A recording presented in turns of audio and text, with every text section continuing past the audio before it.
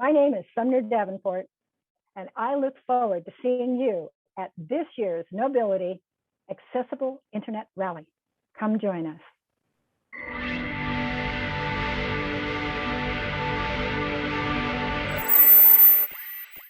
Hi, I'm Sumner Davenport. I'm a specialist in web accessibility. My pronouns are she and her.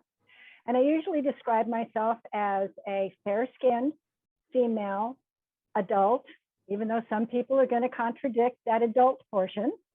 I have blue eyes and red hair, and I do have the personality that goes with the red hair, which means I'm simply adorable.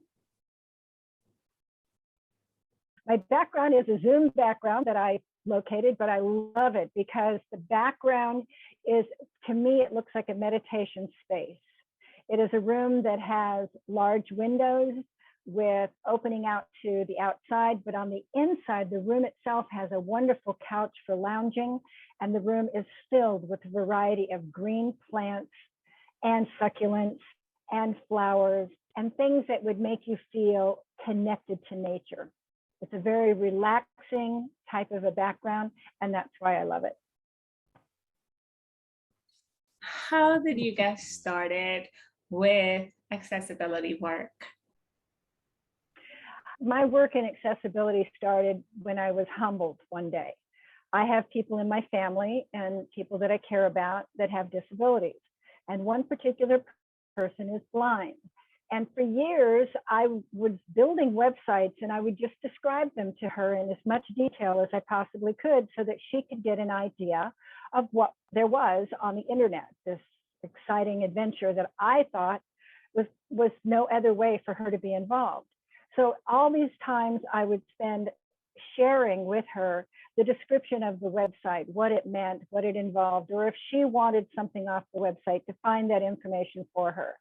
And then one day there was a person at the house that was going to show her how to use a screen reader. And I watched as her face lit up, as she suddenly, her whole presence felt more, there was a happiness about her. She was more included. She was more independent. She could actually access this information now without having to depend upon me.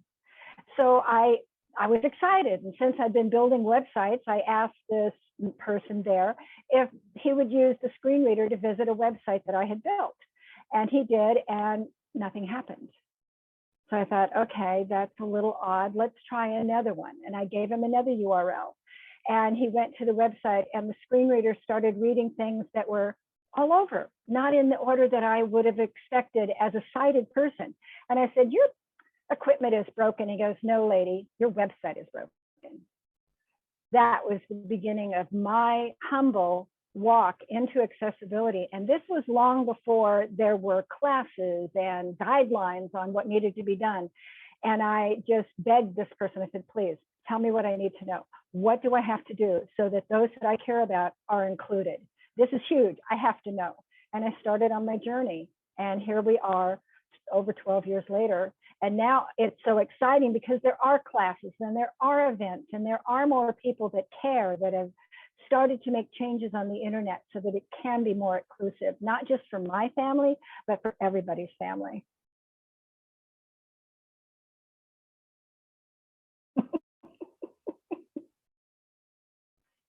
Why is accessibility work important?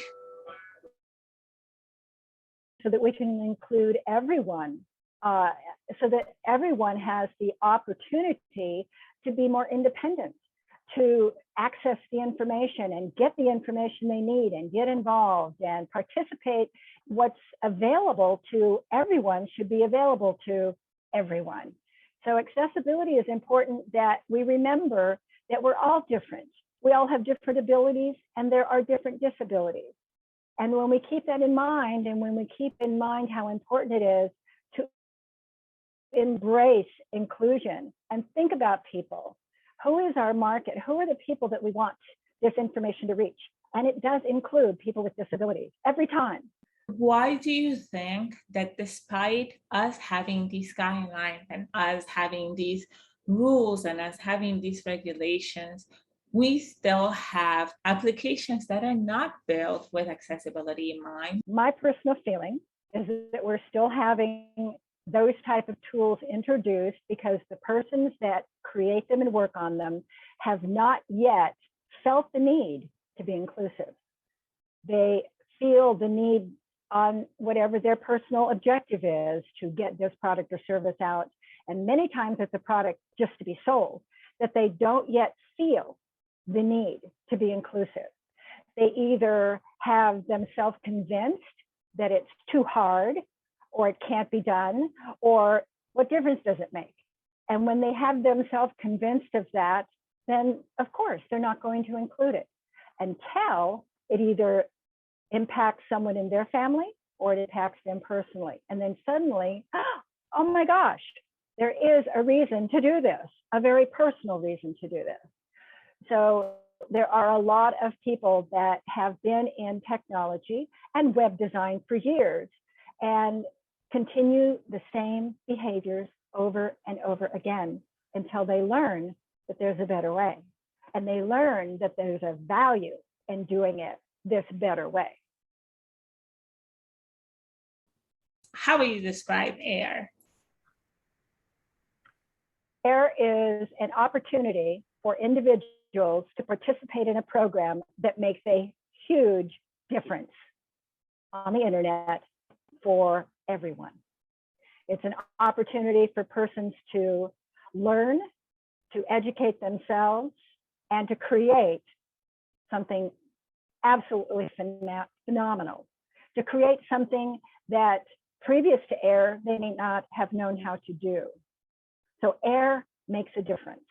AIR gives people the opportunity to learn how easy it is to include accessibility from the start and how beautiful websites can become as well as functional when they're done correctly. If they miss AIR, what are some tools that people can look at? I hesitate to suggest tools because too many times people rely upon those tools as the all-inclusive, such as they will use an automated tool off of one of the well-known websites, which are excellent. The problem is then they think that that's all that needs to be done. So if they only do that, they get a certain amount of information, but it's usually not enough to cover what needs to be done. For me, the best tools are human beings to connect with people who will let the designer know this works, this doesn't work, and this is why it doesn't work. And if you do it this other way correctly, this is the result. This is the benefit. This is the value. And educate in that realm. Too many people want a quick fix and they look for a quick fix, and quick fixes never work. So I hesitate to mention any tools because the best tool is a human being. And I hate to call us a tool, by the way, but that's really the truth. Using a human is better than using a robot, I guess I might say, or the artificial intelligence. A real person is what really makes the difference. Why does AIR exist?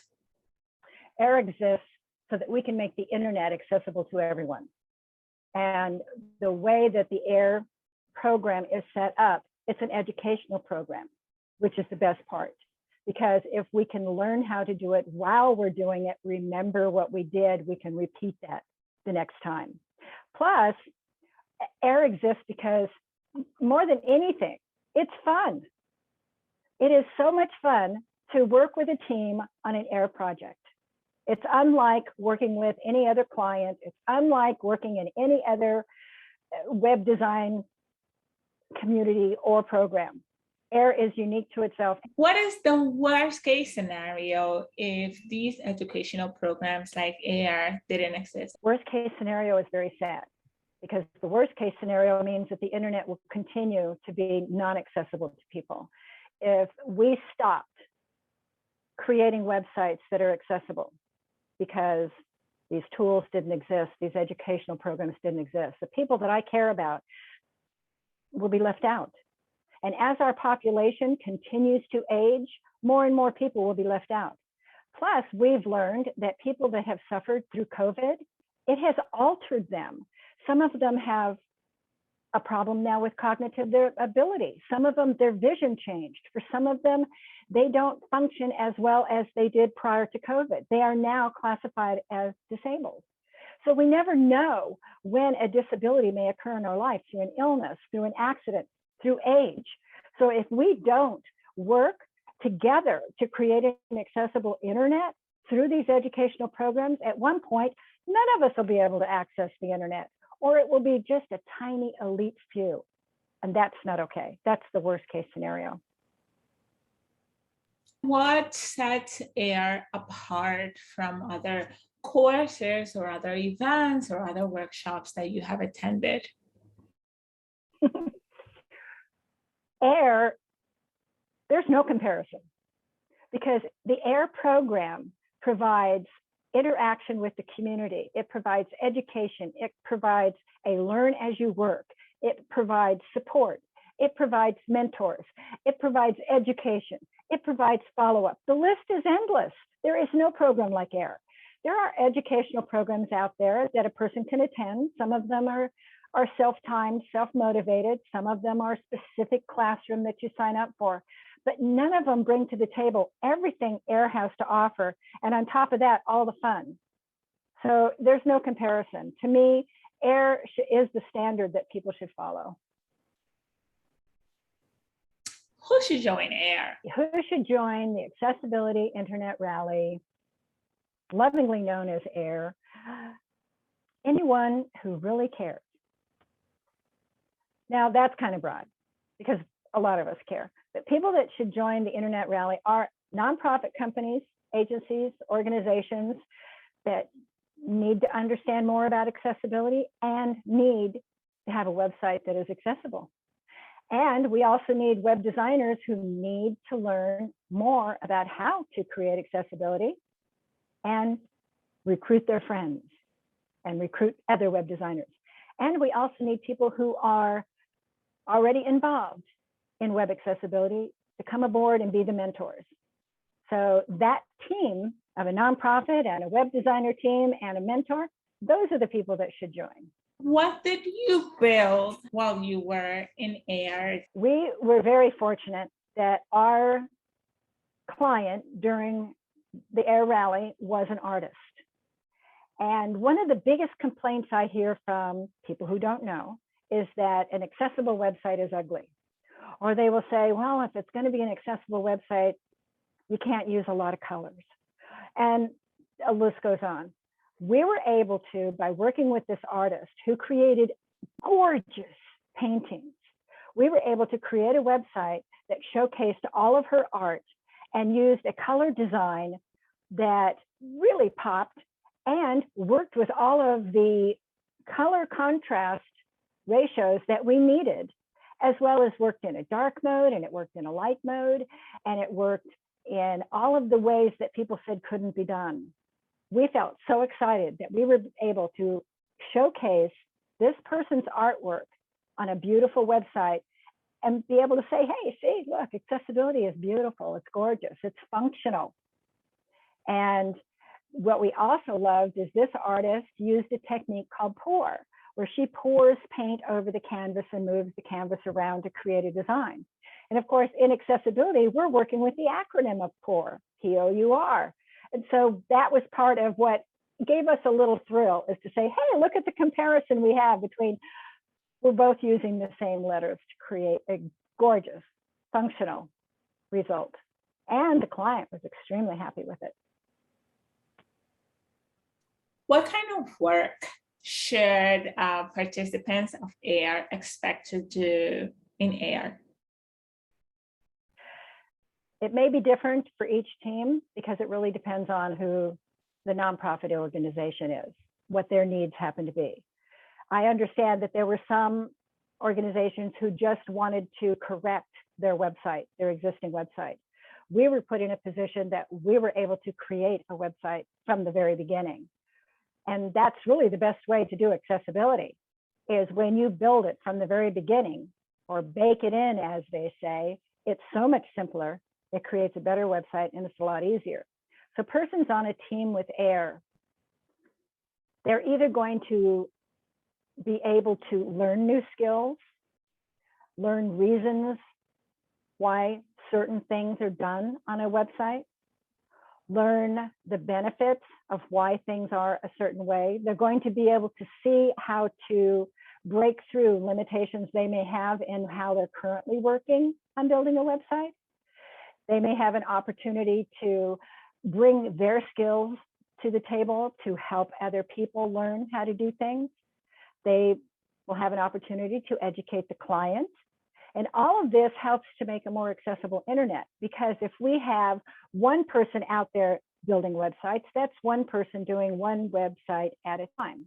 But when we have a team of 5 or 6 people and they learn how to do this and they perfect those skills on the project they're working for the AIR client, they then take those skills back to their business, their job, and now those 5 or 6 people are going to be working on 5 or 6 websites at a time. So that just means that afterwards, the skills that they learn will make their job or their business more productive when it comes to accessibility. It will also bring a value to the skills and the services that they offer their clients. And that also means that it will increase the value of the client's website to the audience that they're looking to reach. That right there. What will you tell someone that is on the fence about doing AIR? Well, if someone is on the fence about joining AIR, my first question is why? Why are you on the fence? What is it that you don't yet know that you need to know in order to participate? First thing I can say is it doesn't hurt and it's a lot of fun. So is there a reason that you don't want to have more fun? It's a great way to connect with and meet other people, even people beyond your own team, because we get together for educational events, and we got together to meet the judges, and we got together to meet each other, and the opening ceremony and the closing ceremony, connect with people all over the globe. So, why would you not want to do that? And so if you want to have fun and you want to meet with more people and learn more, and here's the cool part, to participate on the team, you will never get this education for this financial prize anywhere. You will never get these connections anywhere, because it's existing only in this format and only in what Knowbility is offering. So if you want to learn more, you want to learn with other people, you want to hone your skills and have a great time while you're doing it, why would you want to be on the fence? And that's pretty much the question that I would ask. Why do organizations and nonprofits come to join AIR? From what I experienced, is these are organizations who either know a little bit about accessibility but don't know how to actually implement it into their website, or they have just been introduced to accessibility and they know it's important and they want to make sure that their representation on the internet is accessible. And so the people that I saw on the group of organizations that participated in last year were organizations who were 100% on board to having it done correctly.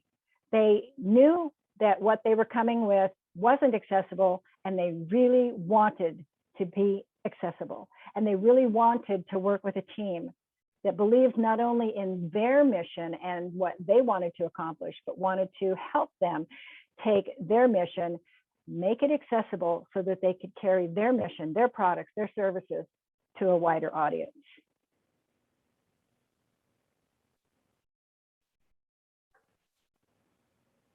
Closing thoughts. I personally believe that what Knowbility is offering with this accessible internet rally is one of the best things ever. I believe that a lot of people don't yet know that this exists.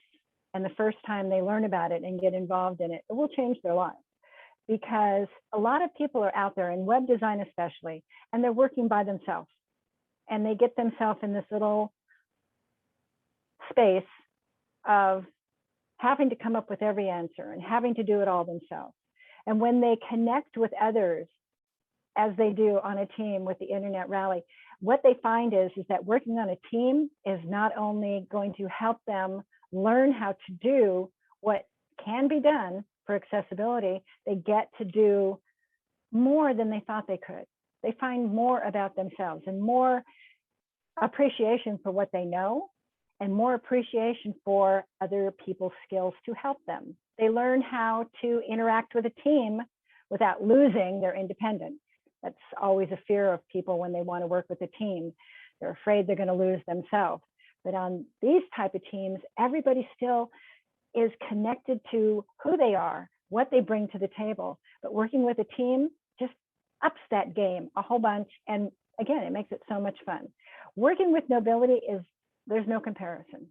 It is an organization that is truly dedicated to making the internet accessible to everyone. So anytime you have an opportunity to work with people at Knowbility, jump for it, go for it. Just be there, because it will change your life in a very, very good way. And when you participate, you cannot go back to your work or your desk and be the way you used to be. You will be changed. You will have more enthusiasm, because enthusiasm comes with the knowledge and the experience that you gain from participating in this program. You will suddenly not be able to keep from telling other people what you've learned and how important accessibility is. Suddenly you will become a stronger advocate for doing it correctly. And you will notice then how many other people around that you can connect with. Your group of friends may expand. So if you don't want to have fun and you don't want more friends and you don't want to work with a very reputable, strong organization, well, then of course you wouldn't want to come participate. But all those things are what make every day really more exciting. So come join, participate, learn, share, have a good time.